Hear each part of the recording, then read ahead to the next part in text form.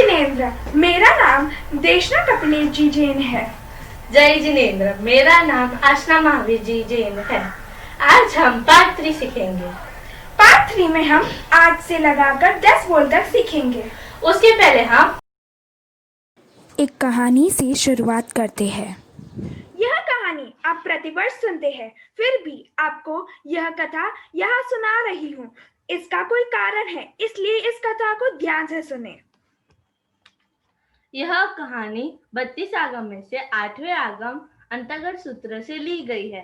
यह एक सत्य घटना है। चलिए अब हम कहानी की शुरुआत करते हैं। द्वारिका नगरी में राजा कृष्ण वासुदेव का राज्य चल रहा था। उस समय हमारे 22वें तीर्थंकर श्री अरिष्ट नेमि भगवान का शासन चल रहा था। कृष्ण वासुदेव की माता देवकी और पिता वासुदेव थे। एक समय की बात है जब वासुदेव का छोटा भाई देवकी महाराज के पुत्र गत्सु कुमार के साथ अरिष्ट नेमि भगवान के दर्शन करने जाते हैं। मार्ग में सोने की गेंद से खेलती सुनील ब्राह्मण की पुत्री सोनश्री को देखा। अपने लघु भ्राता गत्सु कुमार के सोनश्री से विवाह करने के लिए, इसलिए फिर गत्सु कुमार ने विवाह सोमश्री ब्राह्मण पुत्री से किया। किंतु उस दिन श्री अरिष्ट नेमि भगवान की देशना सुनकर उन्हें वैराग्य भाव उत्पन्न हुए और माता से दीक्षा की आज्ञा मांगी। माता पिता ने उनको बहुत समझाया, किंतु वह न माने, इसलिए उनका एक दिन के लिए राज्य अभिषेक कर दिया गया। सवेरे राजा बने, दिन में साधु और शाम को भगवान की आज्ञा लेकर शमशान में 12वीं भिक्षु प्रतिमा का पालन करने गए। वहां सोमश्री के पिता सोमिल ब्राह्मण ने उन्हें देखा, जो कि गजसु कुमार के ससुर जी थे। उन्हें देखते ही उन्हें गुस्सा आया कि इसने मेरी पुत्री से विवाह कर दीक्षा अंगीकार कर ली और उसका जीवन खराब कर दिया। यह सोच गत्सु कुमार को दंड देने के लिए तालाब से गीली मिट्टी लाए, सिर पर ताल जैसे बांधा और उसमें जलते हुए अंगारों में डाल दिया। गत्सु कुमार का असह्य वेदना हुई। उन्होंने संभाव से सहन की और मोक्ष की प्राप्ति की।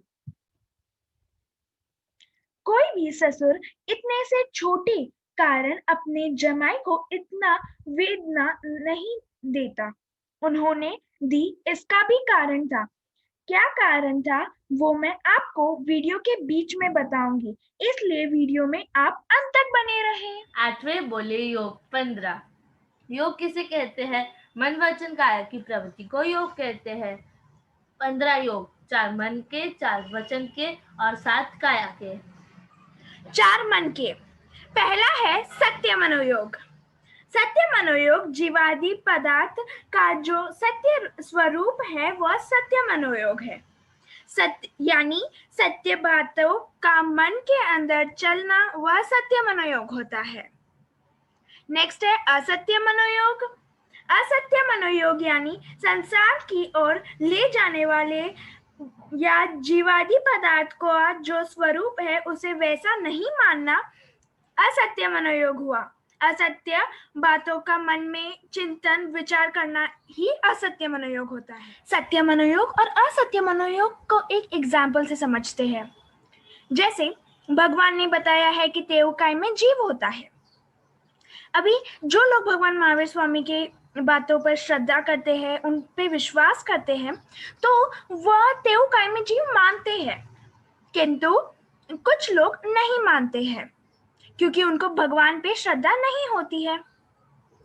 तो जो मानते हैं उनके योग है सत्य मनोयोग, और जो नहीं मानते हैं मन से वह होते हैं असत्य मनोयोग।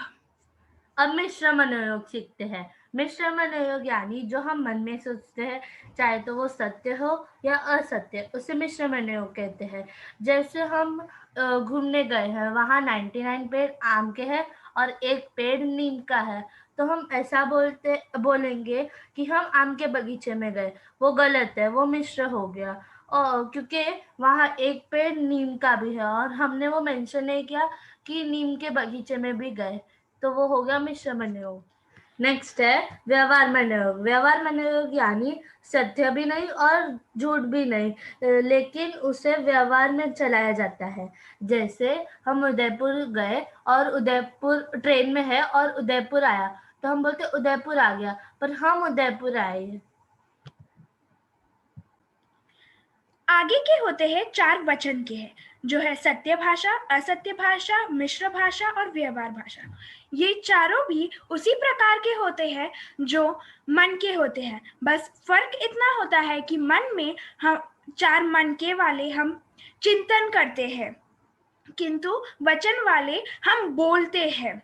जैसे हम सच बोल रहे या झूठ बोल रहे या मिश्र बोल रहे या व्यवहार रूप से हम भाषा बोल रहे हैं। अब हम बाकी के 7 काया के योग देखेंगे। पहला है औदारिक शरीर। औदारिक शरीर यानी हाड़, मांस, रक्त आदि से बना हुआ शरीर के पुद्गलों के समूह से जो काया की प्रवृत्ति होती है, उसे औदारिक शरीर कहते हैं। नेक्स्ट है औदारिक मिश्र शरीर का योग। ऐसा औदारिक शरीर जो वेक्रिय शरीर, आहारक या कार्मण शरीर से मिला हुआ हो। जीव जब जो शरीर बनाता है, जब तक वह शरीर नहीं बनता तब तक उसका मिश्र होता है। जैसे हम माँ के गर्भ में आए थे, हमने आहार पर्याप्ति पूरी की थी, शरीर पर्याप्ति की थी, और जब तक औदारिक शरीर नहीं बने, कार्बन से मिश्रित औदारिक शरीर में हम रहते हैं, वह औदारिक मिश्र कहलाएगा। नेक्स्ट है वैक्रिय शरीर। वैक्रिय शरीर यानी वैक्रिय शरीर के पुद्गलों के समूह के जो भी काया की प्रवृत्ति की जाए, वह वैक्रिय शरीर का योग। जैसे देवता अपने वैक्रिय शरीर से तीर्थालोक में आते हैं और क्रीड़ा करते हैं। और आगे है वेक्रिय मिश्र शरीर का योग। ऐसा शरीर जिसमें कुछ पुद्गल वेक्रिय शरीर के और कुछ पुद्गल औदारिक या कार्बन शरीर के हो। जीव जब मूल शरीर से दूसरा शरीर बनाता है, उस बनाने के बीच की प्रक्रिया को मिश्र कहते हैं। जैसे जो औदारिक शरीर के जीव है, जैसे हनुमान जी, वो समुद्र पार करने के लिए, लंका जाने के लिए वेक्रिय शरीर बड़े रूप बनाते हैं, वेक्रिय शरीर से बड़ा रूप बनाते हैं। जब तक वह पूर्ण रूप नहीं बन जाता, तब तक वेक्रिय मिश्र शरीर कहलाएगा। नेक्स्ट है आहारक शरीर का योग। आहारक शरीर का योग यानी 14 पूर्वधारी साधु मुनिराज जो आहारक लब्धि वाले होते हैं, वे 4 कारण से शरीर बनाते हैं। जो शरीर बनाया जाता है वह आहारक शरीर कहलाता है, और शरीर से जो कार्य किया जाता है वह आहारक शरीर का योग होगा। नेक्स्ट है आहारक मिश्र शरीर का योग। आहारक औदारिक शरीर वाला आहारक शरीर को बनाने के लिए शुरू से लगाकर जब तक वह पूर्ण नहीं हो, तब तक वह बीच की अवस्था को आहारक मिश्र शरीर का योग कहते हैं। नेक्स्ट है कार्बन शरीर का योग। कार्बन शरीर का योग यानी अनाहारक अवस्था में रहता है, किसी भी प्रकार का आहार नहीं, वह कार्बन शरीर का योग। चलिए अभी हम देखते हैं कौन सी गति के जीवों के पास कौन से योग होते हैं। नरक गति और देव गति में 11 योग पाए जाते हैं, 4 मन के, 4 वचन के और 3 काया के। 3 काया के कौन कौन से? तो वो है वेक्रिय शरीर का योग, वेक्रिय मिश्र शरीर का योग और कार्बन शरीर का योग। तिर्यंश में 13 योग पाए जाते हैं, 4 मन के, 4 वचन के और 5 काया के। 5 काया के औदारिक शरीर का योग, औदारिक मिश्र शरीर का योग, वेक्रिय शरीर का योग, वेक्रिय मिश्र शरीर का योग और कार्बन शरीर का योग। मनुष्य में 15 योग पाए जाते, यानी सारे योग पाए जाते, जो है 4 मन के, 4 वचन के और 7 काया के। नेक्स्ट है नवा बोल। नवा बोले उपयोग 12, 5 ज्ञान के। फर्स्ट है मति ज्ञान। मति ज्ञान यानी बुद्धि और मन की सहायता से होने वाला ज्ञान। 5 इंद्रियों और मन की सहायता से जो ज्ञान होता है वह मति ज्ञान कहलाता है। नेक्स्ट है श्रुत ज्ञान। श्रुत ज्ञान यानी मति ज्ञान से जाने हुए पदार्थों से संबंधित किसी दूसरे पदार्थ के ज्ञान को श्रुत ज्ञान कहते हैं। मति ज्ञान श्रुत ज्ञान दोनों साथ में चलते हैं। तत्वार्थ सूत्र में कहा है, श्रुतः मति पूर्व। श्रुत ज्ञान मति ज्ञान से होता है। अवधि ज्ञान मन और इंद्रियों की सहायता के बिना आत्मा से द्रव्य, क्षेत्र, काल और भाव की मर्यादा लिए हुए जो रूपी पदार्थ है उनको स्पष्ट जानता है। रूपी पदार्थ जिसके रूप हो, जिसे देखा जा सके, ऐसा कोई वर्ण, गंध, रस, स्पर्श रूपी पदार्थ कहलाता है। जैसे आनंद श्रावक, उन्होंने अपने अवधि ज्ञान से 12 देवलोक देखे थे। नेक्स्ट है मनप्रवय ज्ञान। मन और इंद्रिय की सहायता के बिना आत्मा से जो ढाई क्षेत्र के सन्निधियंश पंचेंद्रिय जीवों के मन की बातें जान सकता है, उसे मनप्रवय ज्ञान कहते हैं। नेक्स्ट है यानी लास्ट वाला है केवल ज्ञान यानी संपूर्ण ज्ञान। नेक्स्ट है 3 अज्ञान के। फर्स्ट है मति अज्ञान। मति अज्ञान यानी 5 इंद्रियों और मन की सहायता से मिथ्या दृष्टि जीव को जो ज्ञान होता है उसे मति अज्ञान कहते हैं। नेक्स्ट है श्रुत अज्ञान। मिथ्या दृष्टि द्वारा मति अज्ञान से जाने हुए पदार्थ से संबंधित किसी दूसरे पदार्थ के ज्ञान को श्रुत अज्ञान कहते हैं। नेक्स्ट है अवधि अज्ञान। अवधि अज्ञान यानी मिथ्या दृष्टि जीव इंद्रियों और मन की सहायता के बिना जिन रूपी पदार्थों को देखता है उसे अवधि अज्ञान कहते हैं। अवधि अज्ञान को विभंग ज्ञान भी कहते हैं। अवधि अज्ञान वाला 7 द्वीप समुद्र से ज्यादा नहीं देख सकता। नेक्स्ट है 4 दर्शन के। पहला है चक्षु दर्शन। चक्षु यानी 4 इंद्रियों को छोड़कर सिर्फ आंखों से यानी चक्षु से होने वाली सामान्य जानकारी। किसी चीज को देखना, बस इतना चक्षु दर्शन। क्या देखा वह मति ज्ञान में चला जाता है। जैसे किसी के यहाँ लड़की देखने गए तो बस उनको देखा, उसे चक्षु दर्शन कहेंगे। फिर बैठकर बातचीत करते हैं और जानकारी प्राप्त करते हैं, वह सब मति ज्ञान में जाएगी। और नेक्स्ट है अचक्षु दर्शन। अचक्षु दर्शन यानी आंखों को छोड़कर 4 इंद्रिय यानी श्रोतेंद्रिय यानी ईयर्स, घ्राणेन्द्रिय यानी नोज, रसनेन्द्रिय यानी टंग और स्पर्शनेन्द्रिय यानी स्किन और मन से जो सामान्य जानकारी होती है उसे अचक्षु दर्शन कहते हैं। जैसे किसी ने अपना नाम पुकारा, अरे सुनो, यह सुना मात्र अचक्षु दर्शन। इसके बाद का चिंतन मनन इसमें नहीं आएगा, वह श्रुत ज्ञान में आएगा। अचक्षु दर्शन सभी जीवों को होता है। नेक्स्ट है अवधि दर्शन।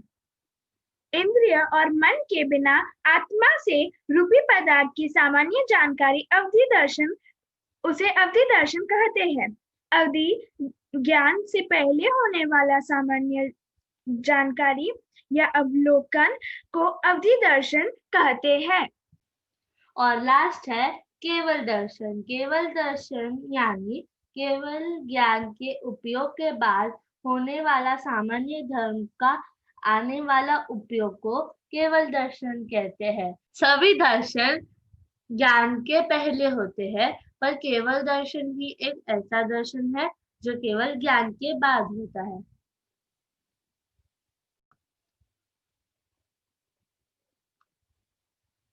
ज्ञान और दर्शन में होती हुई आत्म प्रवृत्ति को उपयोग कहते हैं।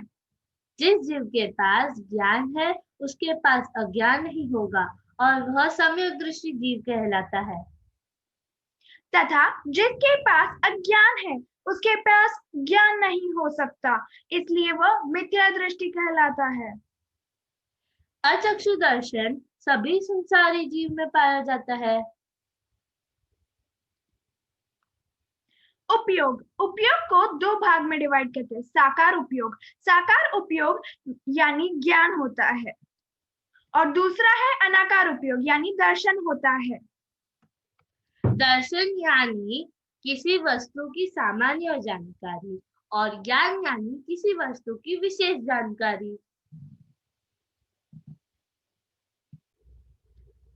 देखना योग और उपयोग में क्या अंतर है। योग यानी मन वचन और काया की प्रवृत्ति और उपयोग यानी ज्ञान और दर्शन की प्रवृत्ति। आपको याद होगा स्टार्टिंग में हमने कुछ सस्पेंस छोड़ दिया था, चलिए उसे कंटिन्यू करते हैं।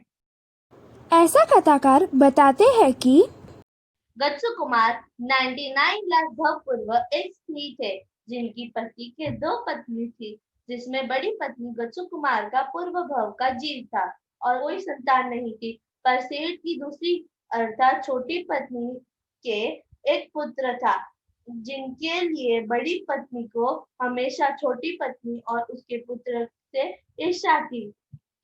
एक बार की बात है, उनके पुत्र के सिर में फोड़ी अर्थात बड़े बड़े पिंपल्स हो गए थे जो ठीक ही नहीं हो रहे थे और उसे वेदना भी दे रहे थे। इसी वेदना को मिटाने के लिए छोटी माता ने बड़ी माता से इलाज पूछा। बड़ी माता ने मौका देखकर फायदा उठाया और गरम गरम मक्की की रोटी को सिर पर बांधने को कहा, साथ ही साथ रोटी निकालने को मना कर दिया। छोटी माता ने वैसा ही किया और पुत्र रो रो कर मर गया।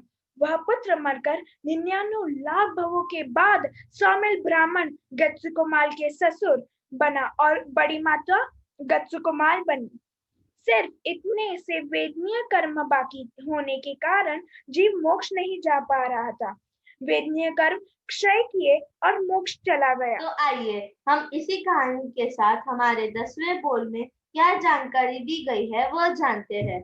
10वें बोले कर्म 8। ज्ञानवर्णीय कर्म, दर्शनावर्णीय कर्म, वेदनीय कर्म, मोहनीय कर्म, आयुष्य कर्म, नाम कर्म, गोत्र कर्म और अंतराय कर्म।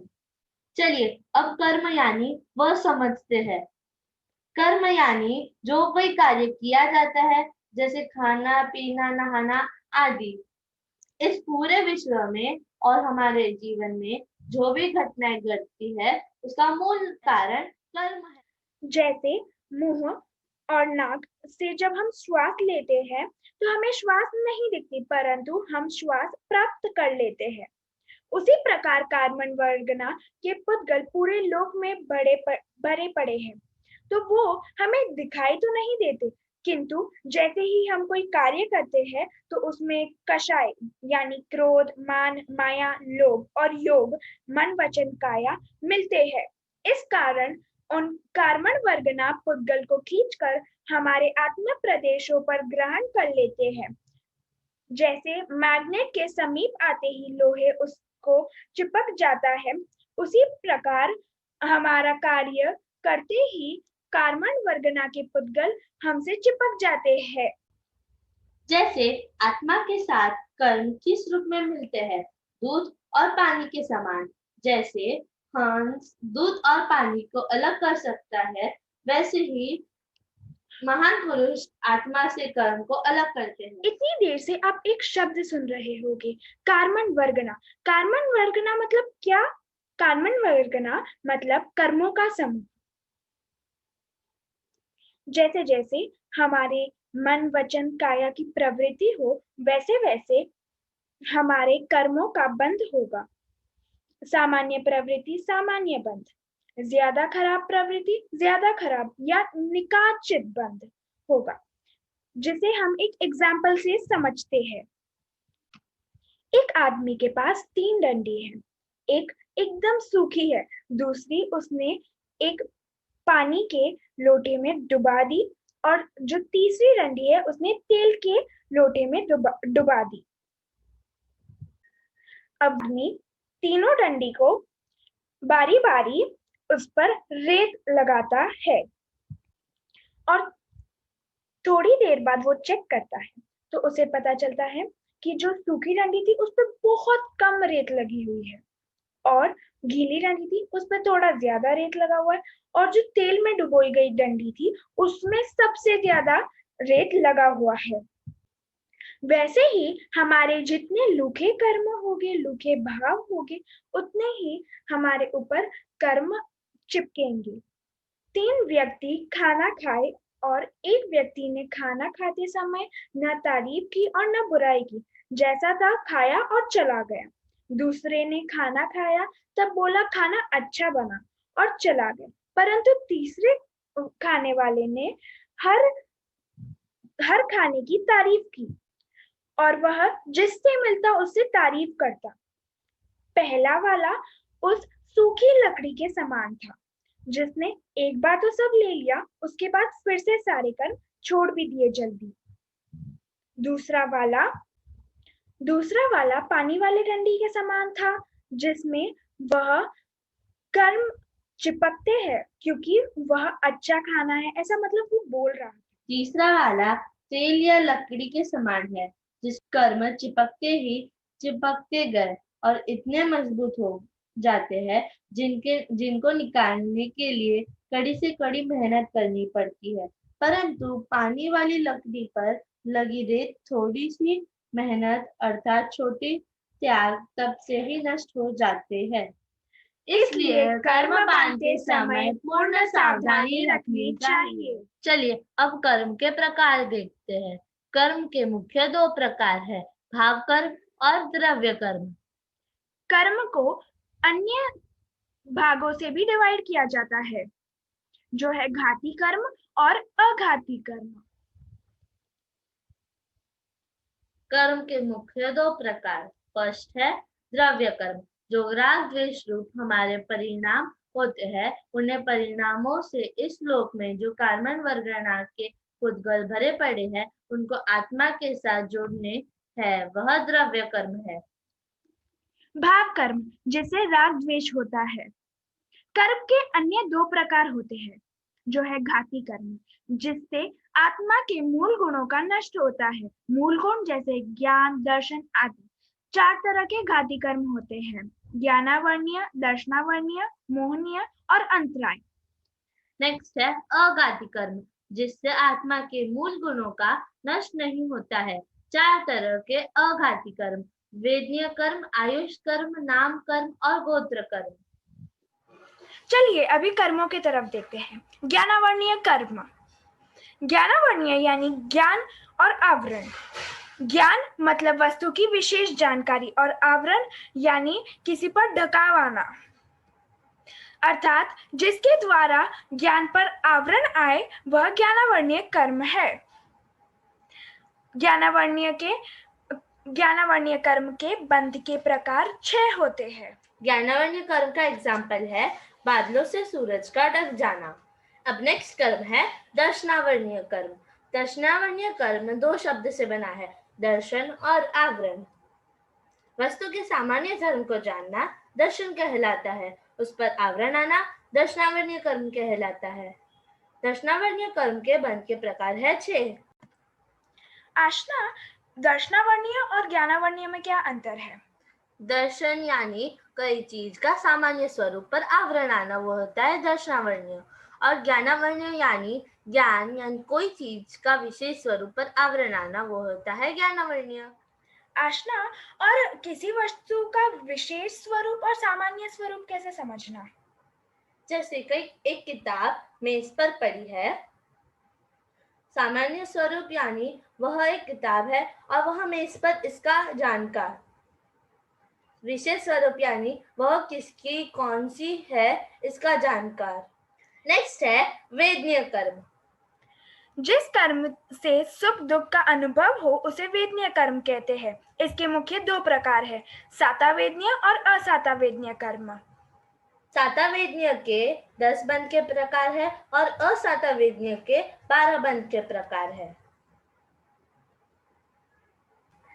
जैसे तलवार लिपटी शहद चाटने से सुख का अनुभव और जीभ कटने से दुख का अनुभव होता है। नेक्स्ट है मोहनीय कर्म। जिस कर्म के उदय से आत्मा सत और असत के ज्ञान से शून्य हो जाए उसे मोहनीय कर्म कहते हैं। इसका मतलब होता है मोहनीय कर्म से हम सही और गलत को भूल जाते हैं। इसके 2 प्रकार है, दर्शन मोहनीय और चारित्र मोहनीय। मोहनीय कर्म के 6 बंध के प्रकार है। मोहनीय कर्म का एग्जाम्पल है कि सौमिल ने कैसे मोहनीय कर्म के उदय के कारण वह भूल गया जिसे वह मार रहा है वह कृष्ण यानी 3 खंड के राजा का छोटा भाई है। अब नेक्स्ट कर्म है आयुष कर्म। जिस कर्म के उदय से जीव चारों गति में रुका रहे उसे आयुष कर्म कहते हैं। बंध के प्रकार, नरक गति के 4 बंध के प्रकार, तिर्यंच गति के 4 बंध के प्रकार, मनुष्य गति के 4 बंध के प्रकार और देव गति के 4 बंध के प्रकार। ये वही कारण है जो हमने पार्ट 1 में 4 कारण पढ़ रहे थे। नरक गति में जाने के 4 कारण, तिर्यंच गति में जाने के 4 कारण, मनुष्य गति में जाने के 4 कारण और देव गति में जाने के 4 कारण। जिन कारणों से हम चारों गतियों को प्राप्त करते हैं वही आयुष के बंध के कारण है और चारों गतियों के आयु का बंध होने की फल के प्रकार है। आयुष्य कर्म का एग्जाम्पल है जैसे बेड़ी से बांधने से अपराधी रुक जाता है, पराधीन हो जाता है, उसी प्रकार आयु जीव को गति में रोकता है। नेक्स्ट कर्म है नाम कर्म। जिस कर्म के उदय से जीव गति, जाति, शरीर आदि विविध पर्यायों का अनुभव करता है उसे नाम कर्म कहते हैं। इसे 2 भाग में बांटा जाता है, शुभ नाम कर्म और अशुभ नाम कर्म। शुभ नाम कर्म के 4 बंध के प्रकार है और अशुभ नाम कर्म के 4। चलिए अभी नाम कर्म का एग्जाम्पल देखते हैं। जैसे चित्रकार चित्र बनाता है वह अच्छे चित्र भी बनाता है और खराब चित्र भी बनाता है, उसी प्रकार नाम कर्म में हम मनुष्य, नारकी, देवता आदि सबका चित्र बनाया। फिर हम में भी कोई सुंदर है, किसी का वर्ण, गंध, रस, स्पर्श आदि अच्छा है तो किसी का खराब है। ये सब नाम कर्म के कारण ही होता है। नेक्स्ट कर्म है गोत्र कर्म। जिस कर्म के उदय से जीव उच्च नीच कुलों में उत्पन्न हो उसे गोत्र कर्म कहते हैं। गोत्र कर्म के 2 प्रकार है, उच्च गोत्र और नीच गोत्र। उच्च गोत्र के 8 बंध के प्रकार है और नीच गोत्र के 8 बंध के प्रकार है। चलिए अब इसका उदाहरण देखते हैं। कुंभकार मटके बनाता है, कुछ मटके तो चावल आदि रखने के कारण पूजनीय होते हैं और कुछ मदिरा आदि रखने के कारण निंदनीय होते हैं। उसी प्रकार कुछ जीव उच्च कुल में उत्पन्न होते हैं और कुछ नीच कुल में उत्पन्न होते हैं। उच्च कुल जैसे राजा रानी का और नीच कुल जैसे भिखारियों का। नेक्स्ट कर्म है अंतराय कर्म। जिस कर्म के उदय से सभी कामों में बाधा उत्पन्न हो उसे अंतराय कर्म कहते हैं। अंतराय कर्म के बंध के प्रकार है 5। उसका एग्जाम्पल है जैसे राजा की आज्ञा होने पर भी भंडारी दान प्राप्ति में बाधक होता है।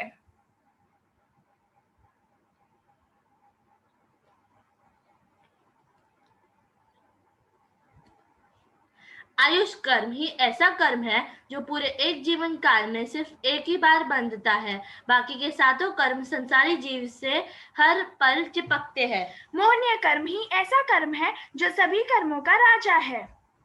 Let's revise. हम लोग ने 1 से लगाकर 10 बोल तक पढ़ा, चलिए उसका रिवीजन लेते हैं। पहले बोले गति 4, नरक गति, तिर्यंच गति, मनुष्य गति, देव गति। दूसरे बोले जाति 5, एकेंद्रिय, बेइंद्रिय, तेइंद्रिय, चौरेंद्रिय, पंचेंद्रिय। तीसरे बोले काया 6, पृथ्वी काय, अपकाय, तेव काय, वायु काय, वनस्पति काय, त्रस काय।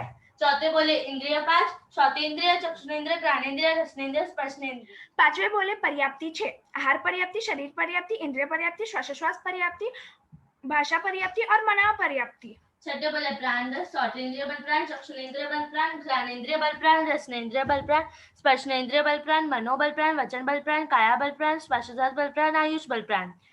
सातवें बोले शरीर 5, औदारिक शरीर, वेक्रिय शरीर, आहारक शरीर, तेजस शरीर और कार्मन शरीर। आठवें बोले योग 15, सत्य मनोयोग, असत्य मनोयोग, मिश्र मनोयोग, व्यवहार मनोयोग। सत्य भाषा, असत्य भाषा, मिश्र भाषा, व्यवहार भाषा।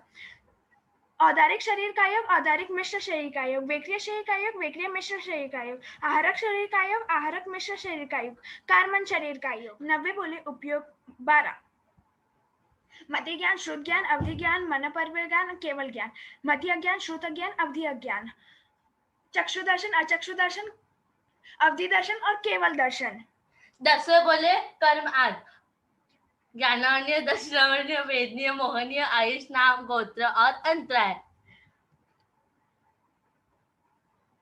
Thank you for watching. Like, share and subscribe our channel. Presented by Ashna and Deshna. और आप सभी को धन्यवाद कि आपने हमारा पार्ट 1 और पार्ट 2 लाइक किया, शेयर किया और सब्सक्राइब किया। Thank you.